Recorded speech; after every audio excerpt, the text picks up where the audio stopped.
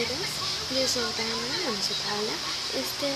Ya sé que estoy un poquito despeinados y que es muy tarde para grabar un video, pero tengo una suscriptora que se llama Alicia Gwen, aquí les dejo un nombre en la cajita de información, que me está pidiendo a ver si me puede pedir un reto. La verdad es que sí me lo puede pedir, menos uno, que es el de los licuados, porque no es porque no quiera, sino que porque por el momento no tengo licuadora y pues se me haría muy difícil hacerlo, porque mi licuadora pues lo están arreglando. Entonces sí, me puedes hacer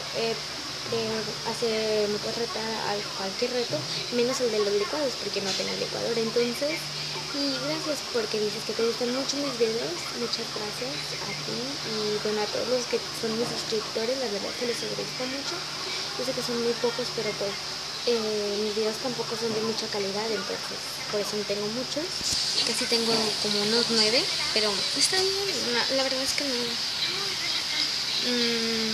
no está mal así. Y lo que más me gusta es que me digan esas cosas de que mis videos están súper bonitos. Y también gracias a Montserrat, porque dijo que le gustaban mis videos porque ella también tenía unos patines y entonces le sirvió de mucha ayuda.